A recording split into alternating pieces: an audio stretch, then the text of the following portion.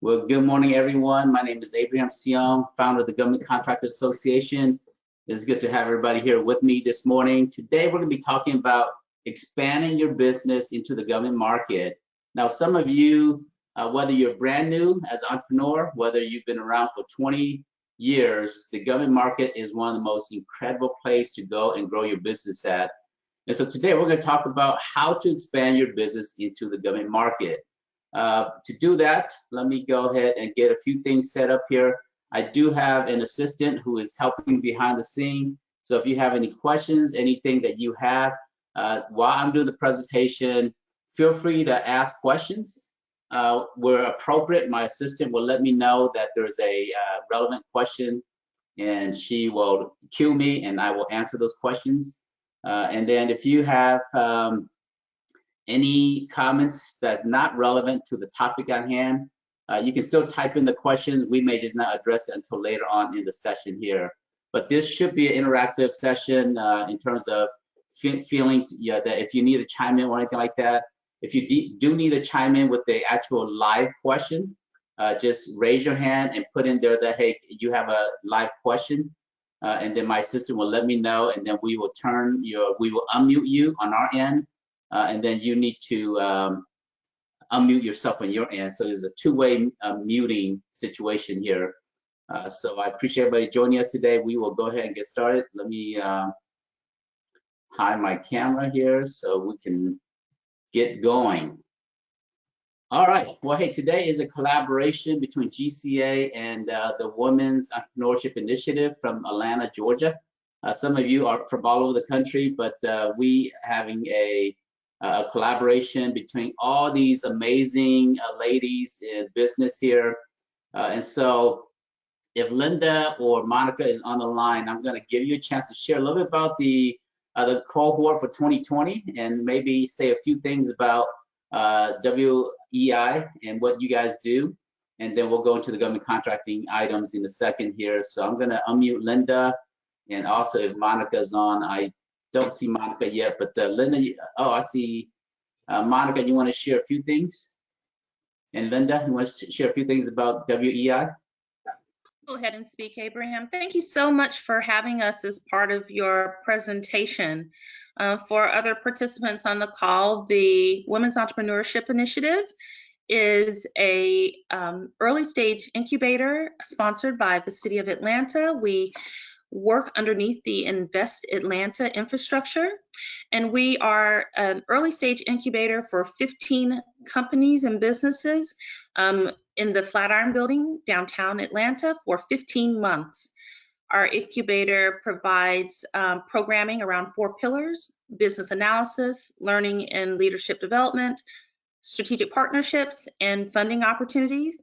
We just launched our 2020 cohort, and so they are fully in the first pillar of business analysis, doing lots of business canvassing, developing capability statements, and things of the like, and also getting an introduction to government contracting, which is why we are here with you and your team, Abraham. So I can't say enough about these extraordinary women and their extraordinary businesses.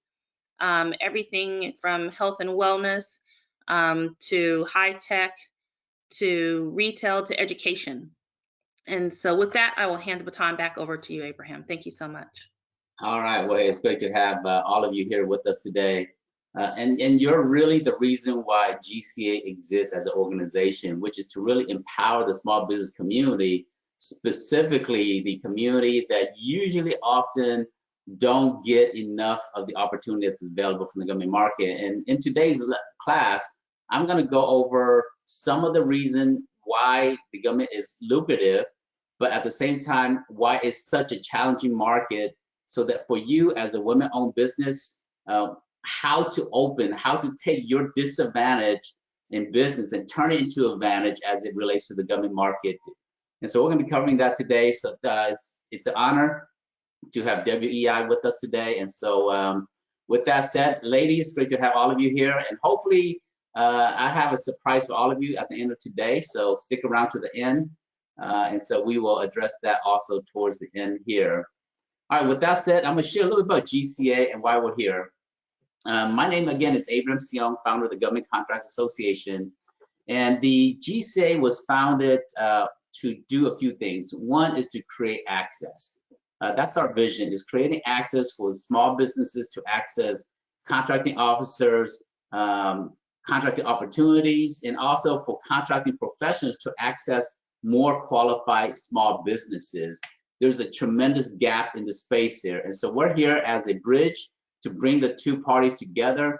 We work with large primes, we work with different government agencies, and creating events, a platform so that businesses can come. Our mission statement is to educate, facilitate, and advocate. And we do this day in, day out. Today's is part of that platform of educating the community, and also facilitating is where we have an opportunity to make introductions or to connect you to different resources. We'll facilitate that process. And advocating is being your voice, being the voice of the small business community as it relates to the government market. We don't do advocacy work per se, but we advocate in terms of programs, and we advocate in terms of connecting and bringing things together and being your voice and being your eyes and ears in the government space. So that's kind of how we do what we do here. And so it's been a joy and an honor. A little about myself. I'm originally from Laos, came over to this country as a refugee escaping the communist regime. Laos is a developing nation. In the during the Vietnam War, the fighting was happening in Vietnam. It spilled into Laos, spilled into Cambodia. Laos became a communist country, and as an ally to the United States, when the U.S. pulled out, we thought, you know what, if we stay, we're not going to survive. And so we fled the country. And leaving the country is a little bit different, right? Leaving the country is not you get on an airplane, fly out. Leaving the country means, you hide in the jungle. And I was about 6 years old at this time here. So we hid in the jungle. We would travel by night, and then during the day we would stay hidden. And we finally got to the border of Laos and Thailand, which is the Mekong River, and we needed to cross over to the other side. And I remember as a young kid, we couldn't swim across because it's kind of like the Mississippi River to some degree. A strong swimmer may be able to get across, but most little kids can't get across. So we had to take a chance. There were soldiers patrolling the river. So we sent a few people. They found a family that had a small little raft with a boat with a motor on it. And we said, hey, can you help us to get to the other side? And they said, sure. And so it was that family that took us to the other side that we're eternally grateful to, because that's how we escaped the country. So we got to the other side of the river. And I remember staying in the refugee camps and waiting, looking for a sponsor in the United States. There was a Lutheran church that sponsored us to come to the US. But while we were waiting, I remember, I was born in the jungle. So think about a native tribe in Brazil that never made contact with the world. Well, that was our people. My parents, in their generation, they made contact with the world. So we don't know anything outside of the little villages, the little huts that we live in. Not much more advanced than most tribes has never made contact with anybody else. So I remember my first taste of America. And I was in the refugee camp, and there was a long line of people. And they said, there's something at the end. I said, well, okay, if there's a long line of people, there must be something good. So I stood in line, and slowly it came to my turn. And they handed out this sandwich bag, and there was a brown liquid that looked like mud water. And they said, drink it. They said, make a hole in the sandwich bag and drink it. And I'm thinking, like, why would I drink mud water? It looks brown and didn't look that appetizing and didn't look good. But everybody that had the bag was smiling and happy. And I said, well, I guess, you know what, it may not be that bad. So when they handed me my sandwich bag, I made a hole at the bottom of the bag and I drank it. And it was incredible. Out came liquid gold. I mean, it was sweet, it was bubbly, it was tingling. It touched every single part of my tongue and gave it flavor. And it was just incredible. I thought, wow, this is amazing. Any thought what that is? It was Pepsi. Now, think of a little kid straight out of the jungle, tasting soda pop, tasting Pepsi for the first time, and it was an incredible a taste of richness and of flavor and of bubbly and of carbonation and of everything. And I said, man, if America is this good, I want to come to America. And so that's a little about me. And I share you this story here is because the government is similar to that. It is like going into a new world. We came straight from the jungles of Laos to a developing nation, or from a developing nation to a developed nation. And there are new things that's going to happen along the way, new flavors, new language, new culture. And so as you prepare your business to go into this new world called government contracting, you have to learn how to speak governese. You have to learn to test new things, try new things. And sometimes it may look like mud water. It doesn't look like, it might not, it may not be that great, but until you taste it, you won't know. And so, and sometimes it's this great divide, this river that divides you from one side to the other side. And you may have to take some risks. You may have to ask someone for help to get to the other side. And so that's my journey, come to America, and you're gonna have your own journey getting into the government market. And so today we're going to talk about the government market. And so my role is I am your small business advocate. I'm your instructor for today, but I also do a lot of training coaching and to help the businesses grow and expand to the government market. For the work that we've done, we've trained over 10,000 companies, helped 9 businesses win $900 million in government contracts. We received the Lifetime Achievement Award from President Obama, as well as the Global Humanitarian Award, and be named as a Goodwill Ambassador for the state of Georgia. So it's been a wonderful journey in doing this so far. This is one of the young ladies that we work with, Tasha. She didn't have a business when she started. We got a chance to talk a little bit, and she got into the government market. Today, she's won multi-million-dollar government contracts. And so, and she, the first time I met her was a class just like this here. She came to a class. She said, hey, you know what, can you help me get into the government market? And we became friends. And so, she's growing her company, thriving in the government market. But part of it is, I'm gonna share with you how to invest in yourself. Because with anything, you have to invest time, energy, resources, and financial, you have to invest financial resources to it. You have to build a website that requires financial investment. You have to hire a CPA that requires financial investment. There's investment that you have to make to your business, whether it's in the commercial market, in the government market, it's all the same. And so we're going to talk about what some of the companies that we have worked with, what they've done, but more importantly, we're going to talk about how and why this market is so important and so lucrative, and the different type of programs that's available for you as a women-owned business. And for all of you who are not women-owned businesses that's in the session today, you're welcome as well, because there's opportunities for all small businesses in the government market. But to most of us, this is the government contracting market. It's organized chaos. Now see if you can find that red ball. There's 2 red balls in here, so it's complex. There's lots of moving pieces. To an untrained person, it's just chaos. But to someone who understands regulations, the FAR, acquisition procurement policies, who understands proposal processes, who understand bidding methodologies, it's just organized chaos. But it's hard to put it all together.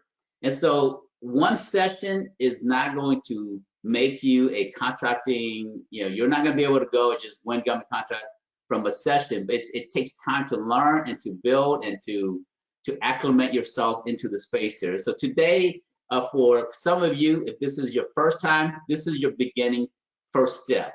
But as you expose yourself, as you learn, it's like learning ABCs. The first few things you're going to learn is a few pieces of this all these moving balls, and then you start to see different components, different areas, and it's going to start to make sense. So I promise you, it will start to make sense.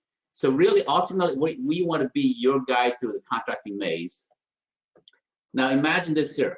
$500 billion is being awarded every single year to small businesses. And this is equivalent to 1.3 billion every single day, 57 million every single hour. In this hour that we're splitting together, $57 million is being awarded to somebody. Somebody is getting this money here. Every single minute, 950,000, every single second. Tick, tick. That's 2 seconds that passed by. $30,000 was just awarded to somebody. But for most of us, we don't know how to access that. And the average government contract is 180,000. There's only 600,000 companies registered to be federal government contractors. That's it. There's about over 31 million businesses in the US, and there's less than 2% of businesses that's registered to do work for the government. And the government contract's been around forever. Now, small businesses don't get enough of your share in the government market. And 99.7% of all businesses based on SBA size standard says that only a fraction of companies are considered large companies. So SBA size standard says 99.7% are considered small business, but small businesses are only winning 100 billion of the $500 billion out there. That's about 20% of the contracting dollars. Large company win all of the contracts, or most all of it, and small business getting a small piece of the pie. Now for ladies, this is why I left consulting and started the Government Contract Association. I saw these staggering numbers here. Women, you represent 41% of all businesses, all small business in the US. And the fastest growing segment of businesses are being led by women entrepreneurs. And you represent 51% of, almost 51% of the population. There's only about 38,000 women-owned businesses registered in the government market, or in SAM. And women business are winning about $20 billion. Now, when I first started, it was not 4%. You know, right now, women are winning about 4% of federal contracting dollars. The disparity is huge. You represent 41% of all the small businesses, but you're only getting 4% of contracting dollars. And this is one of the reasons why I say, you know what, someone has to do something. And one of my heroes, the late Congressman John Lewis, he said, we have to stand in the way of injustice. And yes, there's social injustice out there, but there's also a lot of social injustice stems from economic injustice. And the work that I do, the work that GC as an organization we do, we are that group that says, you know what, we see the economic injustice here. Women businesses, minority businesses, veteran businesses, small business in general are not getting their share of the contracting opportunities out there. And if we don't do something about it, who will do something about it? And I think about my wife, I think about my daughter, I think about my mom, I think about my aunties, I think about my sisters, I think about all the ladies out there that, as a man, if we don't stand in the gap for the ladies around us, who will? And so I left consulting, started the Government Contract Association, and started to make the changes that that I want to see in the government market. Now, when I first got to the government market, ladies, you were only winning 1.7% of contracting dollars. Now, we didn't make all the changes by ourselves. There's lots of other groups out there that's fighting for this change here. But we've gone from 1.7% to 2.6% to 3%, 3.5%. Now we're at about 4% on average year after year. But we need to get to, I mean, if you represent 41% of all the business out there, we should be 41% of the contracting dollars should be going to women-owned businesses. That's parity right there, right? And so we're far away from getting there. The goal is only 5%. In most years, we're not meeting these goals here. Same thing for minority-owned businesses. Minority-owned businesses, you know, is a tremendous part of the community. Through the 8A program, minority businesses are only winning 5% of contracting dollars. So large companies, the top 100 companies are winning $236 billion of the $500 billion. All small business combined is, which is about 123,000 that's registered to do work for the federal government, represents only 20% contracting dollar, whereas the top 100 companies in the government market, they win 47% of all contracting dollars out there. And so the disparity is just enormous. You know, if we do a comparison between Lockheed Martin, which is the largest federal contractor, compared to all the 8A companies out there, there's about 6,780 companies. In fact, that numbers have come down a little bit. It's about 6,280 companies as of today. 80 companies are winning $25 billion, whereas one company, Lockheed Martin, they win about $35 billion. So they dominate the industry. They win 7% off federal dollars. All the 80 companies combined only did 5%. So again, there's disparities. That's why we're here. That's why GC exists. And my goal is to help you to learn this here and do this here in a fraction of the time. All right, so what's significant about April 19, 1775? Any history buff in the room? If you think you know the answer, put in the chat area there. What's significant about April 19, 1775? All right, so this is a shot heard around the world, Lexington, Massachusetts. There was a woman, there was an African American, and there was two other gentlemen, but the only one we remember is Paul Revere.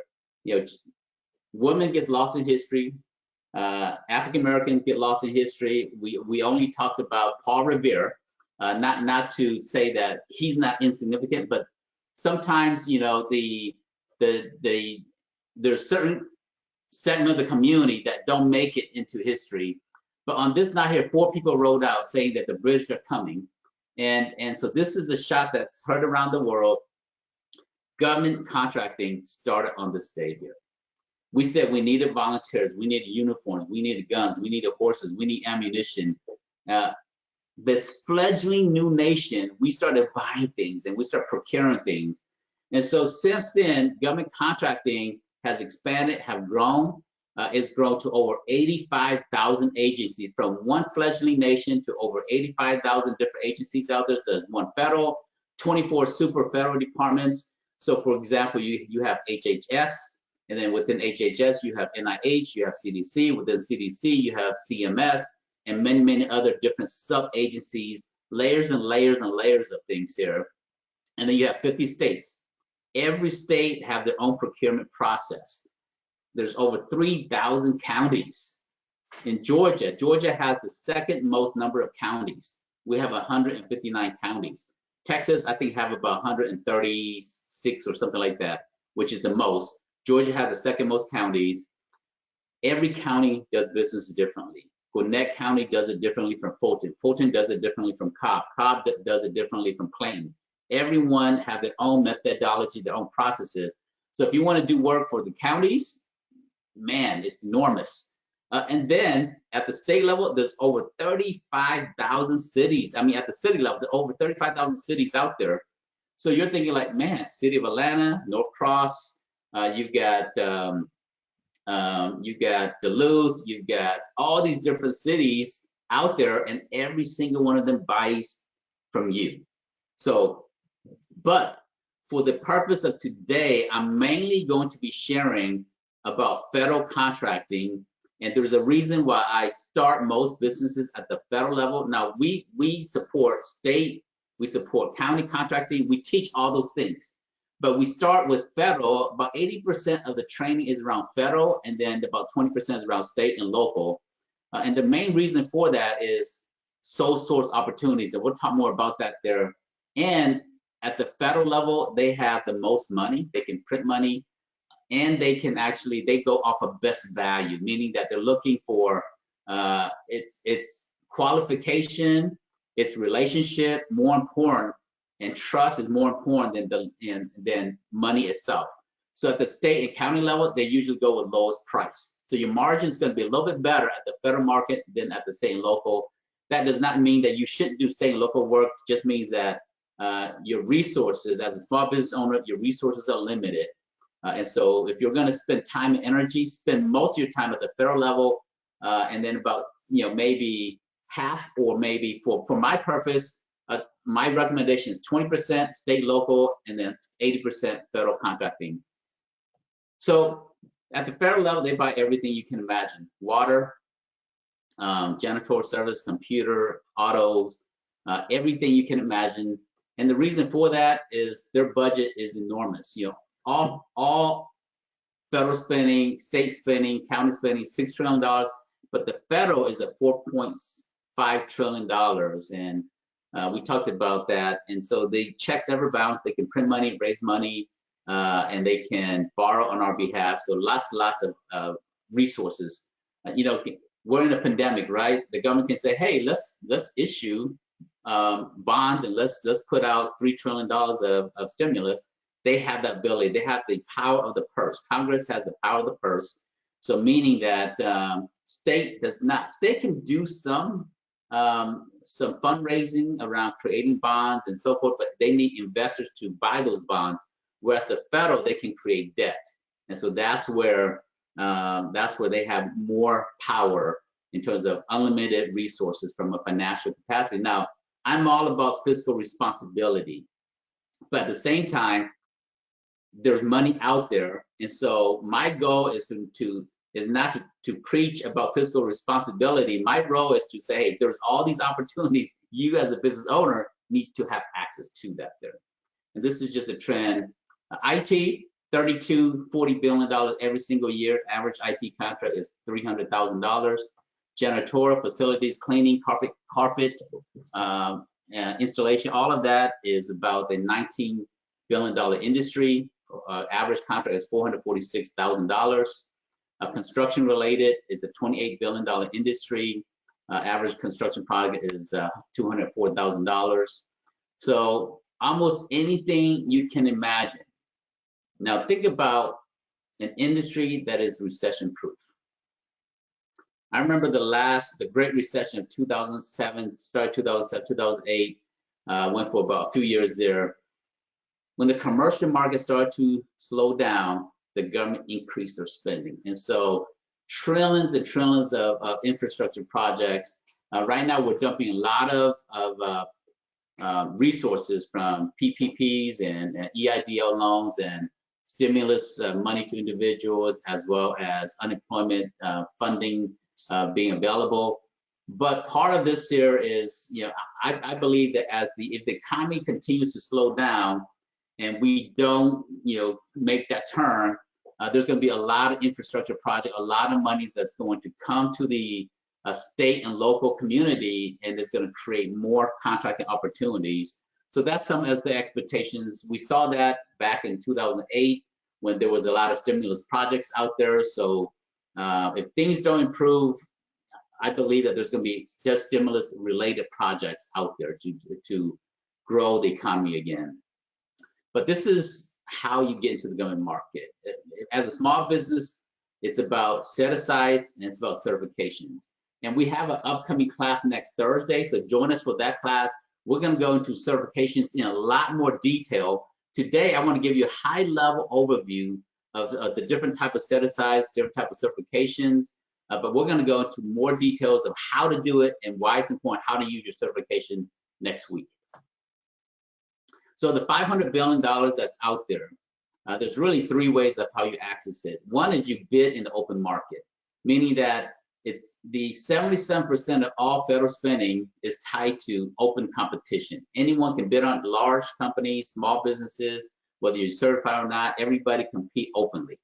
And so that's one side. The other side is the second reason is to use set-asides, which is the 23% of contracting. Congress created this set-aside program saying that, you know what, we don't have enough small business participation.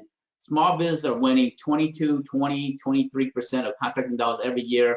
Why don't we create this set-aside program so that consistently at least 23% of it that small business can have access to? And so as a small business, you can do set-asides as a small business, or you can compete in the open market. And set-aside is a lot easier because you're not competing against the large companies out there. And then the third way is to be a subcontractor. When a large company is awarded a contract, and they're awarded a contract anything over $750,000, the regulation says that they must subcontract to small businesses. So that means they have to look for you as a business owner to see if you can qualify into these, you know, to be a subcontractor for them. And so the general rule is about 35%. Now, some contract may require 50% subcontracting to be in compliance with that project, and some of it may be 15% and so forth. But this 35% is the general rule. And so for you as a business owner, Being a subcontractor is the quickest path to revenue. It's a lot shorter that way. And then being a prime, going directly through set-asides or being open, doing open competition is the other way of how you access this opportunities in the government market. So let's go into a little more details. So at the government level, there's different types of certifications, and by getting certification, that's how it opens doors for you for the set-aside opportunities out there. And today, I'm going to share with you the high-level certifications out there, and then next week we're talking about qualifications and how to get certified and more details.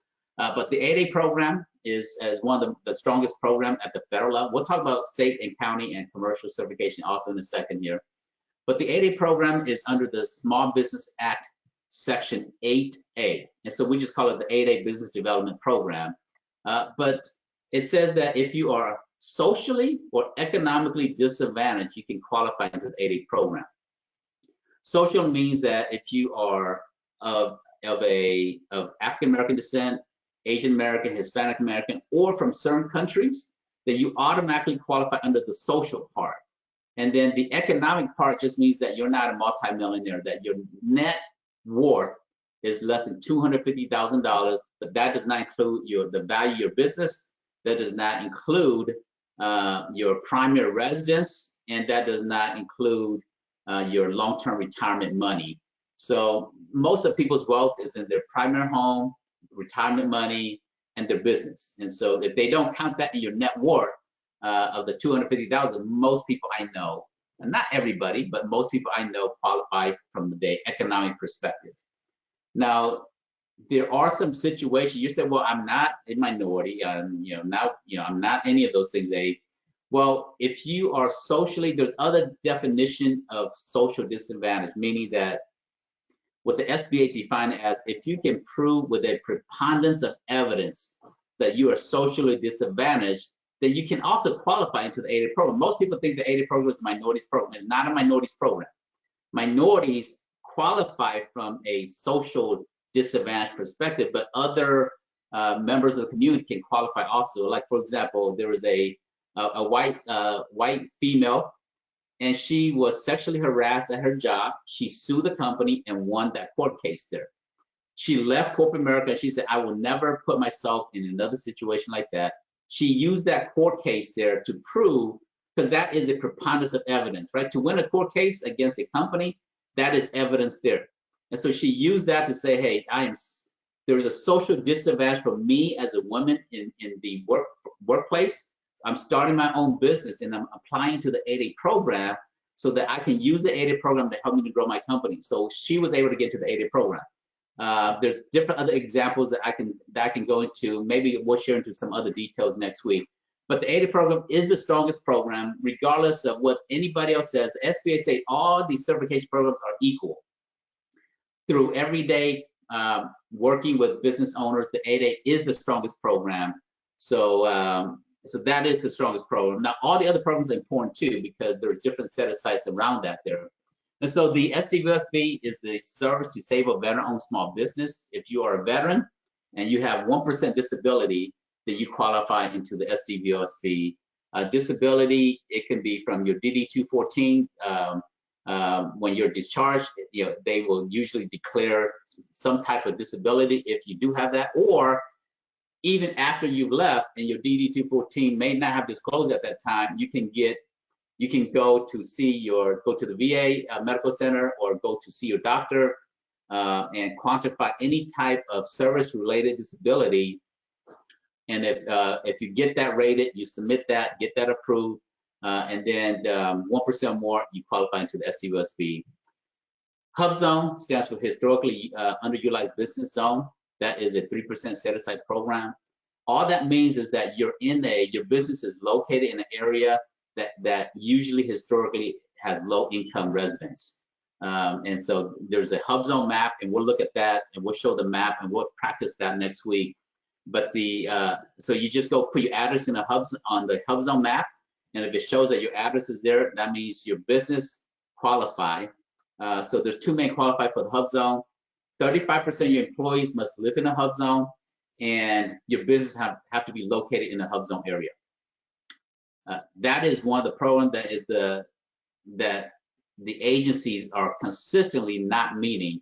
In fact, the HUBZONE program, I have never met, all the years I've been doing contracting, about 13 years, they have never met the HUBZONE set-aside program. And so they're constantly looking for HUBZONE companies. And then the newer program, which is the WOSB, most of you on the call today are women, not all of you, but the EDWOSB, ED stands for Economically Disadvantaged, WOSB is the Women-Owned Small Business. So this is really two programs in one. The EDWOSB is the better program. The WOSB is a great program as well, but there's different qualifications, and we'll go into those details of how to qualify for which one is ideal for you. But qualification is you're a woman and you own a business. That's about the minimal requirement there. And so there's other details around it too, but we'll cover that. And then there's different type of federal certification. These four, the 8A, SDVOSB, HUBZONE, EDWOSB, those are the top four programs at the federal level. There's a VOSB, there's a Section 3, there's the SDB, there's the HBCU MI, set-aside program also at the federal level. All these programs are great. Now you're thinking, should I get one? Should I get two? Should I get three?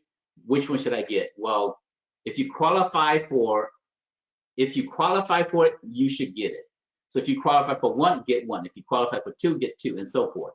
It opens up more doors. So think of it as if you have a high school degree, right? That's one piece of paper. It opens up some doors. If you have a 4-year college degree, it opens up more doors. If you have a master's degree, it opens up even more doors. If you have a PhD or doctorate degree, it opens up a lot of doors.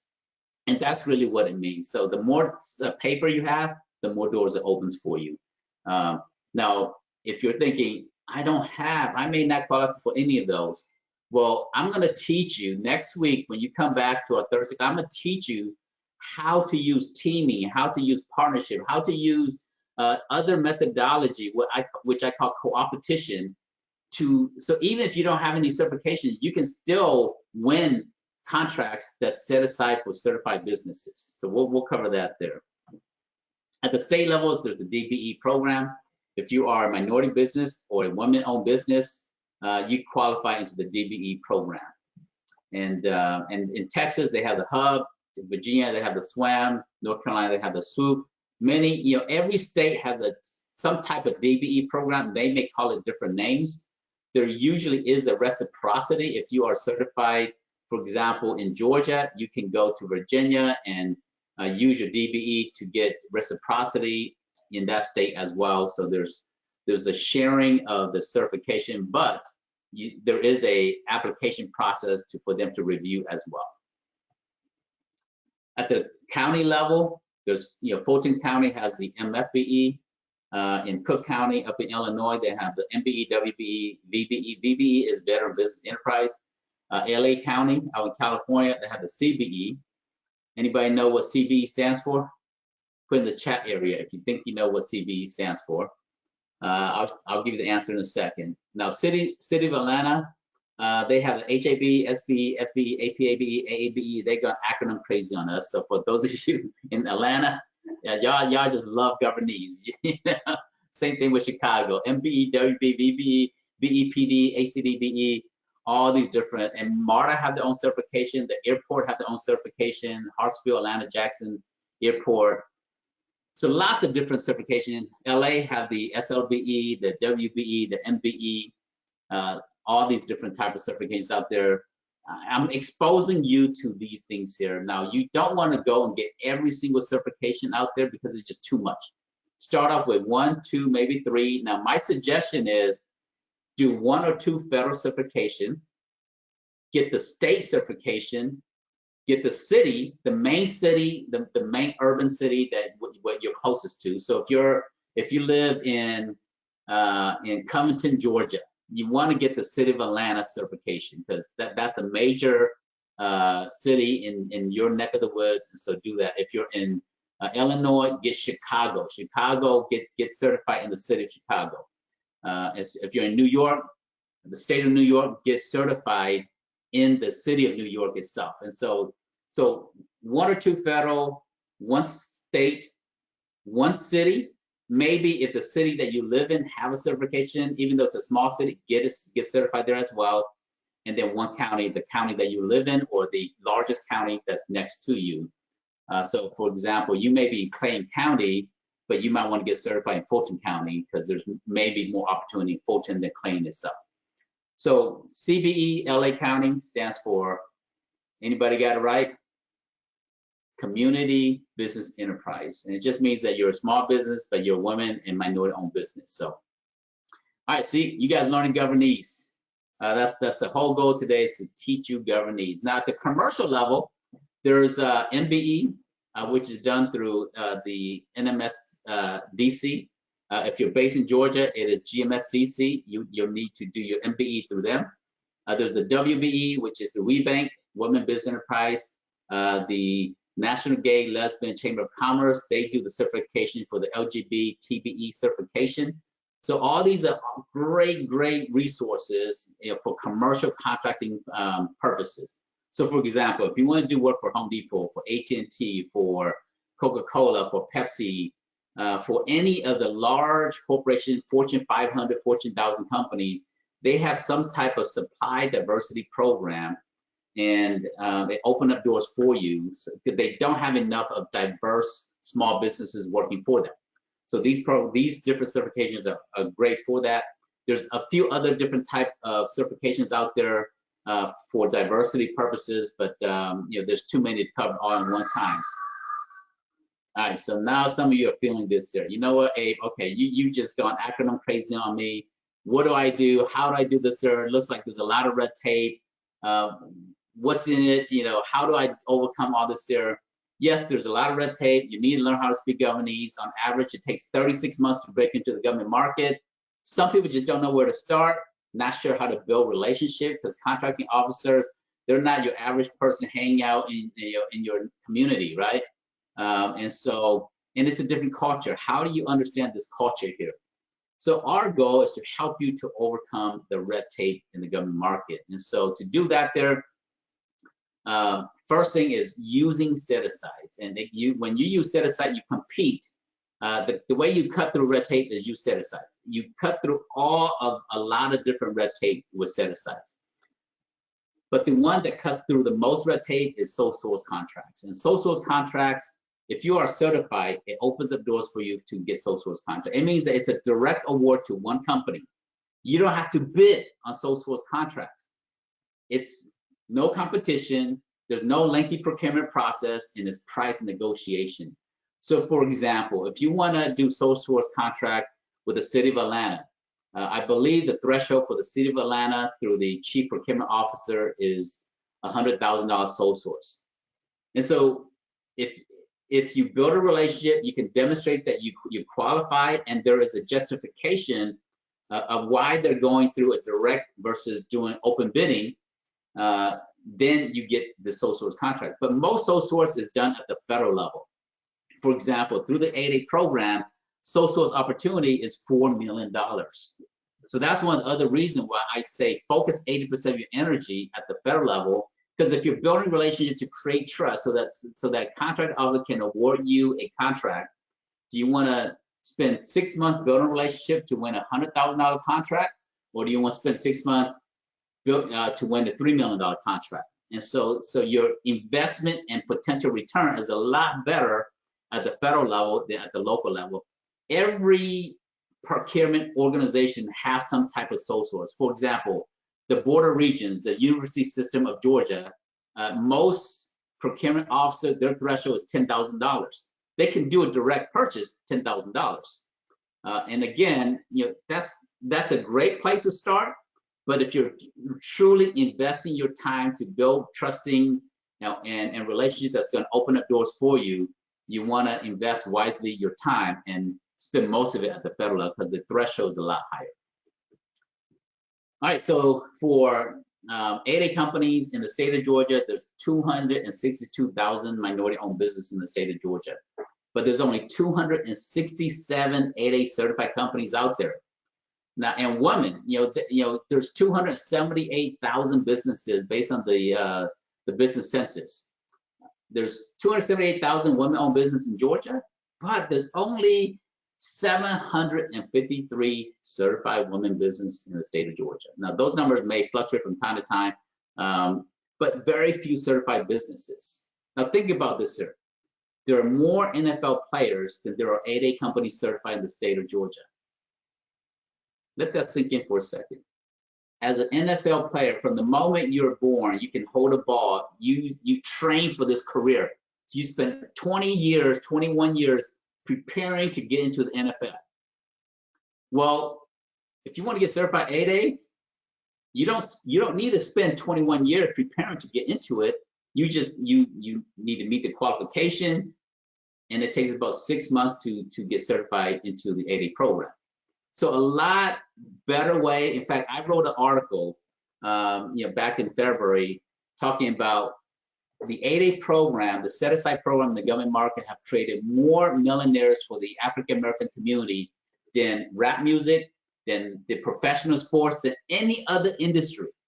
And so, but most of the multi-billionaires that have grown their businesses through government contracting, they're the millionaire next door. You're probably never going to see them on TV. You probably will never hear their name. They go about their business. They go about life. They go out, make the millions and billions of dollars in the government market, and they're just people in the community. So I'm gonna share that article with you, Monica, so you can kind of share it to the ladies that's there. But it's an incredible way to grow and expand and grow your wealth and grow your business through government contracting itself. All right. So what are the methodologies? Well, we try our best to take this crazy world of government contracting and simplify it into an easy to understand process. We call it the 5 Ps. P plus P plus P plus P equals P. That's it. So today, if you understand these 5 Ps, then you start to understand the building blocks of what government contracting is. So the first P is preparation. You have to prepare your business to get into the government market. Then you have to know how to promote, that, which is the second phase. You have to understand promotion, how to promote. Just like in the market, in the commercial market, you have to know how to promote your business in the commercial market. Same thing in the government market, but it's done differently. So for example, if you want to build a relationship in the commercial market, you grab lunch with someone, you go to a golf outing with someone, you go hang out at a party together, you do networking events. Well, in the government market, they're not going to hang out with you at a networking event. Not really like that. You're probably not going to go to the golfing outing with them. You're not going to be able to grab lunch with them. They're not as accessible. And so how do you promote? How do you build a relationship? It's done differently. You do it, but it's done differently. And then the third phase is proposal, learning how to understand the proposal process and so forth. And then finally, you submit a proposal, you win, then you have to know how to perform it and perform it in the proper way. And if you go through these 4 Ps, so it's really 4 Ps that you have to know, and you get to the 5th P, which is profit. So profit is a byproduct of going through the 4 phases. And so that's kind of the methodology we teach you. We teach you about the relationships that you need to have in the government market. There's different relationships. So your business is here. GCA is kind of like your interpreter, right? We're your boat ride across the Mekong River, try to get you to the other side, to out of communist country into the land of milk and honey, right? And so there's 6 different types of relationship. You need to have the green circle relationships here, which is relationship with contracting officers, relationship with government agencies, relationship with your small business advocates, and we've got different class that goes into each one of these here. Deep dive. Today, I want to give you high level exposure to the different type of relationship you need to have. You also need to have a relationship with these orange circles here. Other small businesses, you may not have certifications, but you may team with somebody else who have certifications. You may be a plumber, but you may need somebody who's an electrician, because they will award a contract that requires both solutions, not just one. And so if you're only waiting for a plumbing project, it may never happen fast enough. So they bundle type of work together. So you're going to need other small business to work with. You're going to need relation with other large companies, and then you're going to need to build your government contracting team. You need a proposal writer, a cost estimator, a relation manager, a capture manager, a contract manager, a CPA that understands government contracting, and many other different people. So right now, if you are a solopreneur, you're wearing every hat. I mean, you're the CEO, but you're putting on I'm the commode director also, right? And so you're the janitor, you're everything. And so it can be overwhelming, but I promise you, if you take one bite at a time, this elephant called government contracting will be eaten, and you can finish this meal here. So, but it does take some investment and time and so forth. So we take you through a 12-step process. So the first step is assessment, assessing your business of where you're at. How do you, to see if the government market is right for you, and then understanding, because if before you go anywhere, right, the GPS have to start with where you're at. You can't, you're trying to go to Washington, D.C., that's contract capital of the world, but to get there from Georgia, from Atlanta, you have to know exactly where you're at, and then the GPS can direct you to where you need to go. So that's part of assessment. Then you have to develop the right strategy. What's the fastest way to revenue? What's the, when you grow out of your small business certification, how do you maintain your business as a large company? So all these are strategies. A lot of 8A companies, a lot of business get certified to 8A program. 8A program is good for 9 years. They win millions, and then they graduate from the 8A program and the business die. And I know a lot of business owners that go through that process, and some of them are more than happy to share the challenges that they've encountered. And then also part of it is education, learning how to speak governese and equipping yourself. And so that's part of it. And then getting registered. Certifications falls under registration. You need to get registered at the federal level, at the state level, as a vendor, at the county level, at the city level, and then creating a brand, an image that's going to speak to government agencies. And so your brand is very critical. And then marketing, the government does not use brochures. They use capability statement. They use capability briefs. On your website, it needs to look a certain way. Your business card needs to look a certain way. So marketing is a little bit different. And then we teach you how to build relationships, where to go to find people so you can build a relationship, and how to network, when you email someone, what do you say to a contracting officer? Then we'll show you how to find opportunities. Now, most people start their government contracting process with step number 8. They say, oh, there's a project for me. Let me go and bid, right? That's not where you start, because if you're missing step 1 through 7, and you start at opportunities and you start writing a proposal, which is step number 9, you've missed out all these infrastructure. You're going to find yourself very frustrated in the government market. It's kind of like you're trying to build a house to live in, and you just say, oh, let me just put some 2x4s together and let me put a roof up. Well, if you don't cut the trees, dig the dirt, pour the concrete, and don't have a solid foundation, that house is not going to stand over time. And then once you submit your proposal, then you perform on it. You get to deliver your product, your service, and then we teach you how to stay in compliance. There are red tape, and there's lots of different type of compliance measures that you have to put in place. And we have specific training on every single one of these topics here. And then closure, how to close out the project, how to invoice the government to get paid so that you can move on to the next one. So these are the 12 steps, the 12 methodologies that we take business owners through day in, day out. That's kind of what we do, is teaching these principles here. So, and these principles can be found in the software. We have this software called the GOV'T Fast Track, and GOV'T Fast Track is an amazing software. And I'm gonna take a second to kind of show that to you. And so for our GOV'T Fast Track software, we created, or I spent 4.5 years creating this software here. Now it's an oxymoron, because there's nothing fast about the government market. So it is a faster way of how you do it. And when I show you the inside of it, you'll understand why.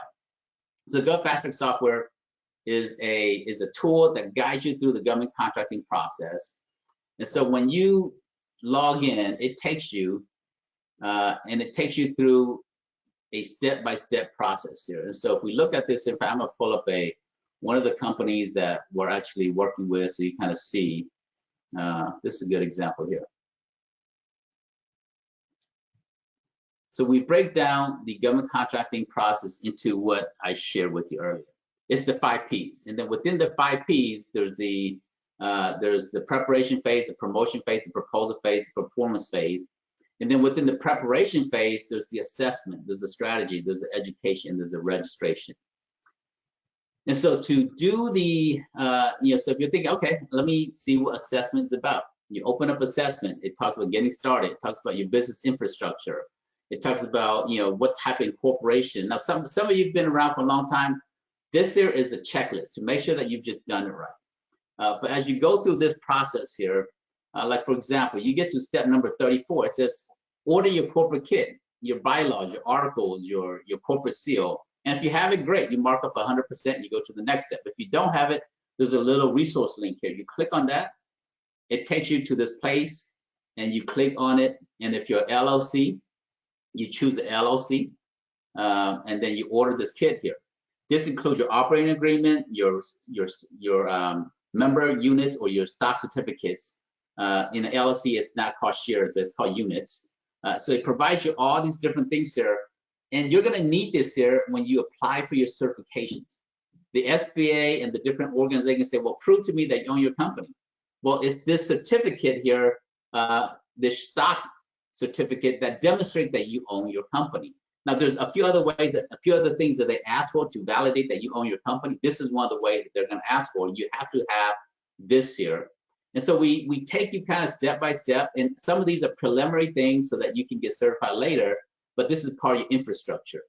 And we take you through this process. We talk about business plans, and for nonprofit, for-profit, we put in here an employee handbook. And so as a business owner, you're gonna need an employee handbook. And so we put in here a template. And now again, I'm not an HR, but I did hire an HR professional to create this employee handbook. Cost me a lot of money to do this here. Now, again, this is served as a resource. It's not meant to replace an HR professional, but if you're a small business, especially for some of you who are solopreneurs, you don't have as deep of a resources as a more established business that's been around for a long time. So where it says your logo, guess what? This is done in a very, very simplified way. You delete that, you put your logo. Where it says your company name, you put your company name there, right? And so you come in here, you come and you do a find and replace, Control C, replace, and put it in here, ABC Corp. And you replace all, and then boom, you're done. You replace 94 plate instances. So now this is your corporation here, right? Now again, you still need HR to review it to make sure it's unique to your situation, but now you don't have to pay someone a lot of money to create this for you. Now it's just a review to make sure that it was right. Same thing with your corporate kit. You can go to an attorney. An attorney will come and order this LLC kit for you. Now, I'm not against attorney because I fully respect everybody's an entrepreneur. Everybody got to make money. So I love attorneys. But my role, again, is to save you money, right? As a business, I want to save you money. So, and that's what the Gov Fast Track is designed to do. All the different resources out there, we try to find the most economical way for you to get into the government market. Attorney will charge about $500 to $1,000 to order you this kit here. Or you can come in and with the binder, with the seal, for about 60, 65 bucks, you can kind of get everything here. So the software takes you through this here, E-Verify. You're thinking, okay, what is E-Verify? There's this link here. E-Verify, you will need to do E-Verify. If you're bidding at state, city, county type of work, you need to go through this process, get an E-Verification number for your business. And we take you through step by step. You're saying, wow, there's a lot of steps. And this is, and not all of it applies to you because some of you have done many of these things here. Some of you may need to do these things here. But we cover as much as we can in this tool here, this software here, so that you don't have to figure it out. So now it's just a matter of check, check, check, check, and going through the process there. And so for marketing, and when it comes to marketing, and when it comes to creating your capability statement, in here, row 490, I put samples in here. So you click on this here.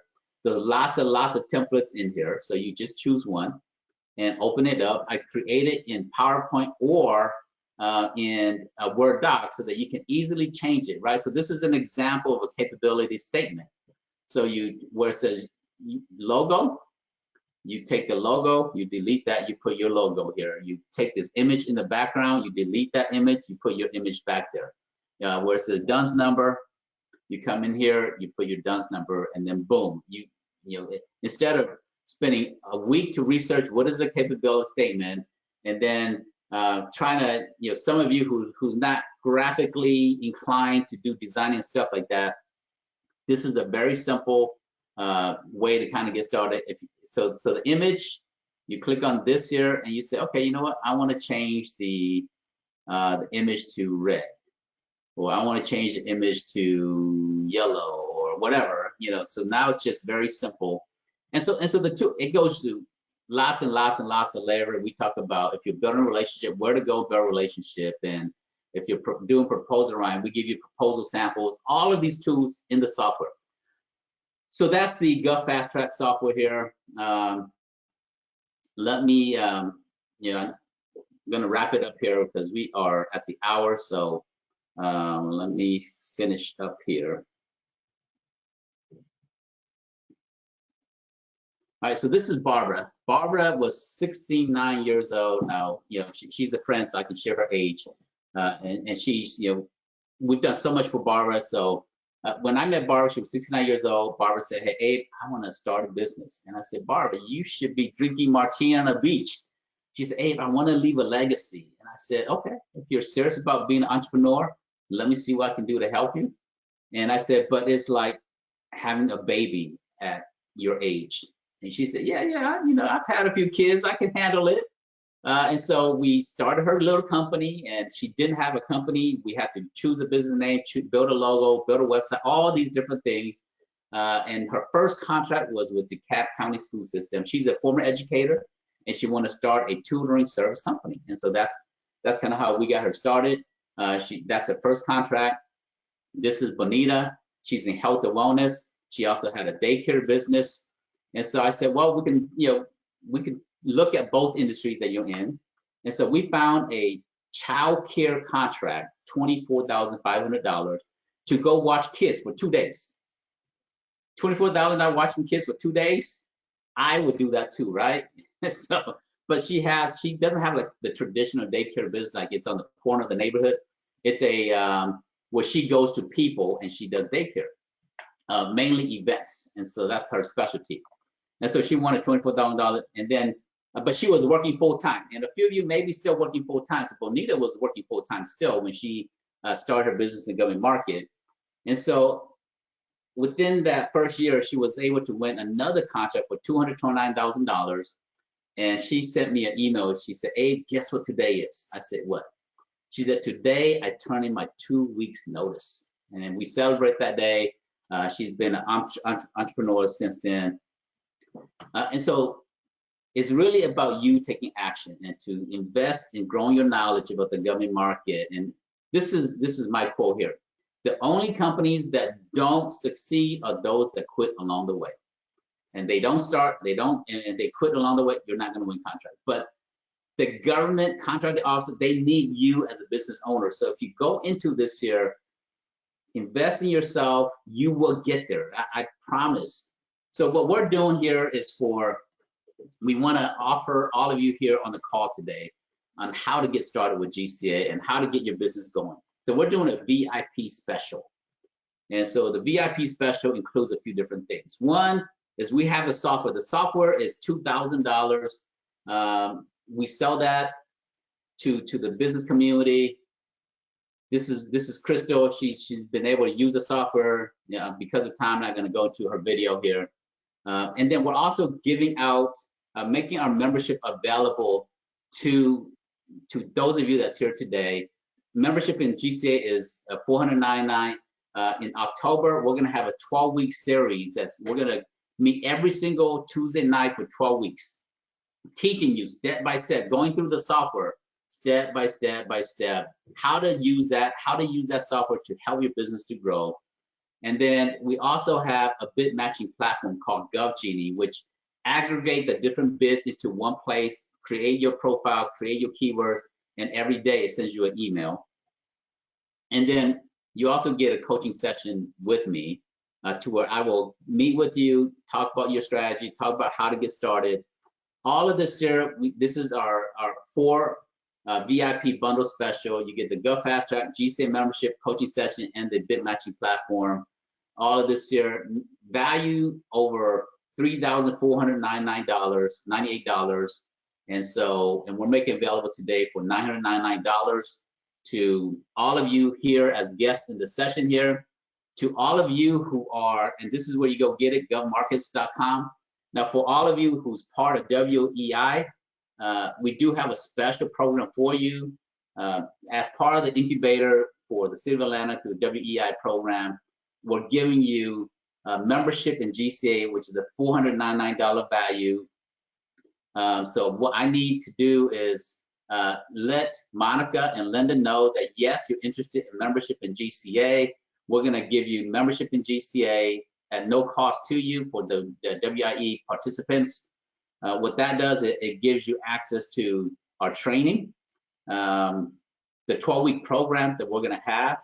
As a member, you attend that at no cost to you.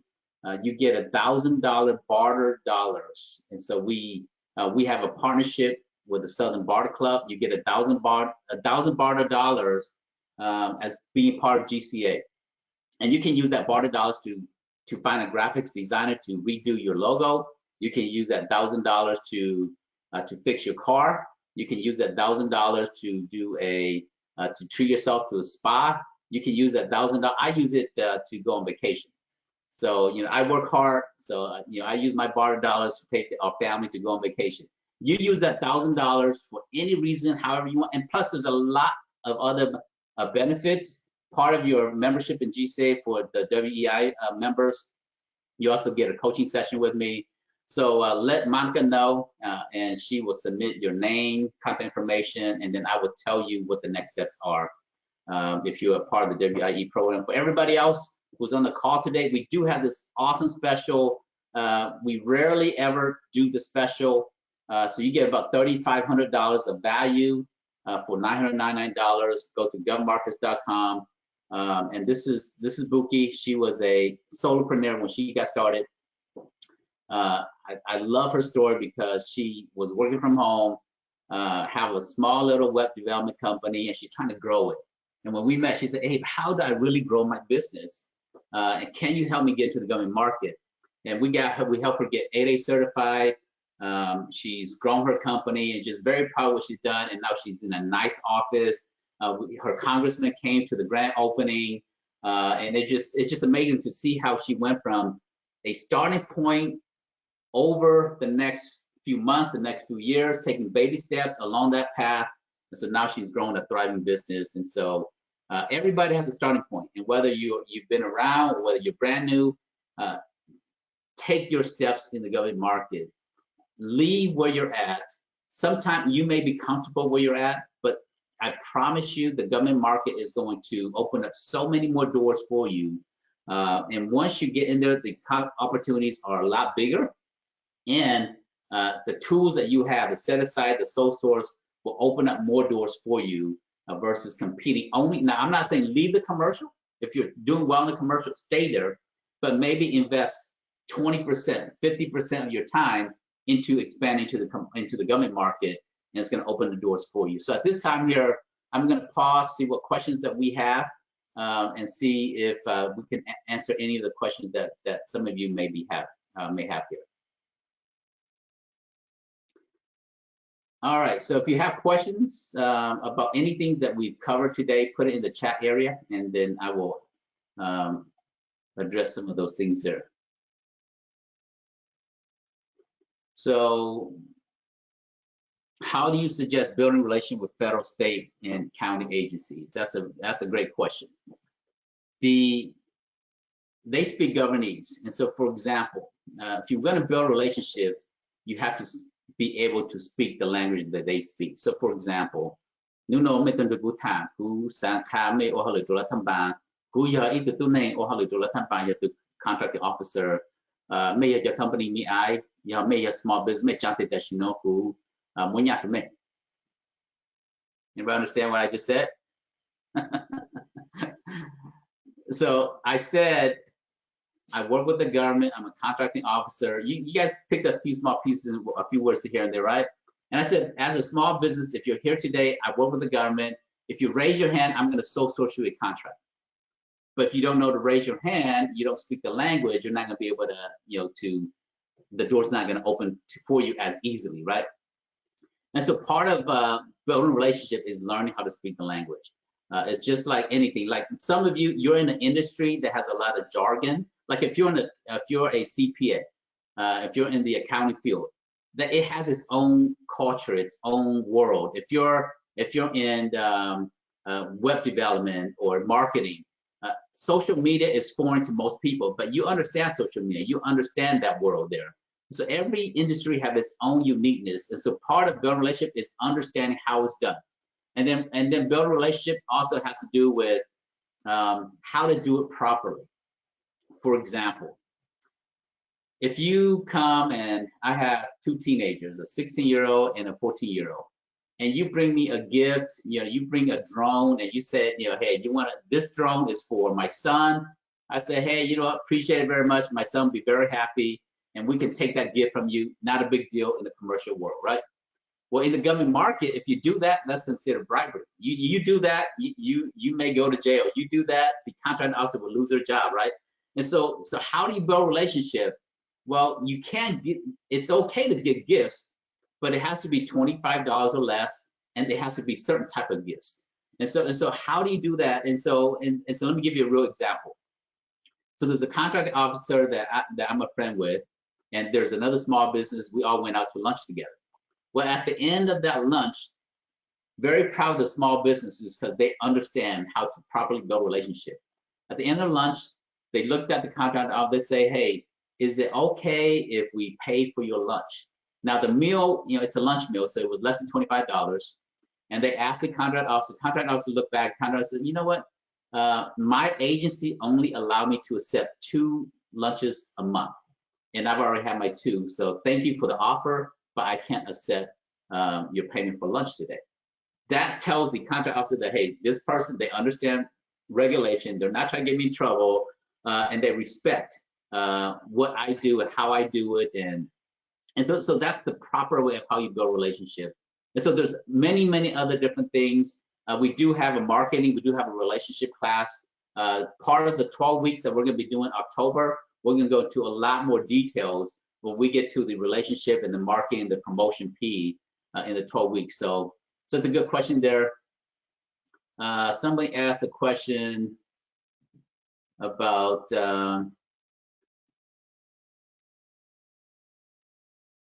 okay, someone says, can you talk about getting certified as a nonprofit organization that's a service provider? I had a difficult time trying to apply for certification to find the right forms as a nonprofit. Okay, Christina, great question here.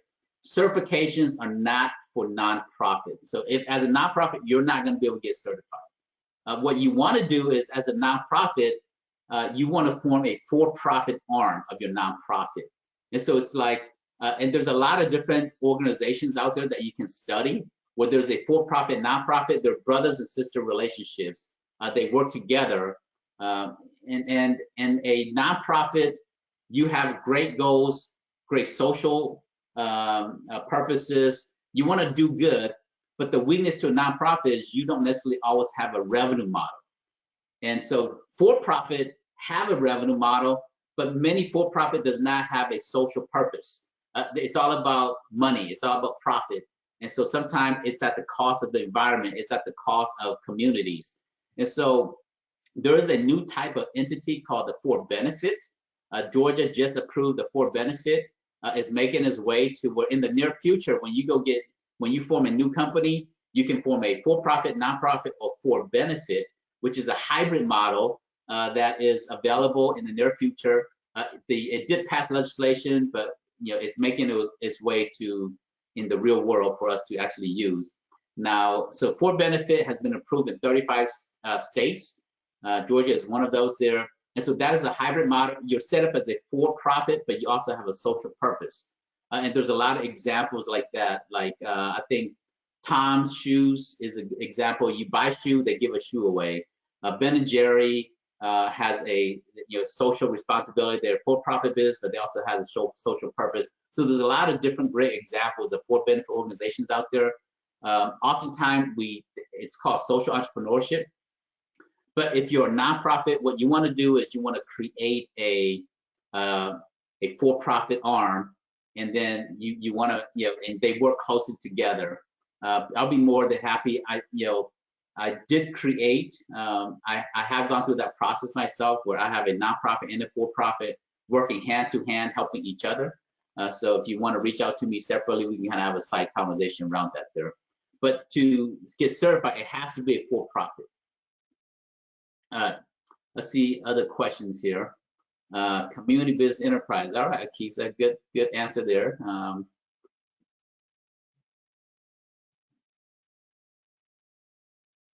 Okay, so one of the questions is, will we be going over this in the future, or is this a separate course?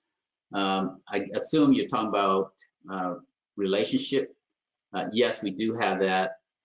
Can a nonprofit subcontract with a for-profit company? Yes, as a nonprofit, there is no limitations to the type of work you can do. But what you want to do is in your charter, in the charter of your mission as a nonprofit, you have to say that you do that type of work, or that you are authorized to do that there.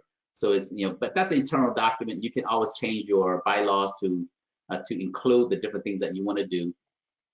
But it's better to, if you're truly going after for-profit work, it's better to, you still have a nonprofit, but you create a for-profit, and then the revenue from the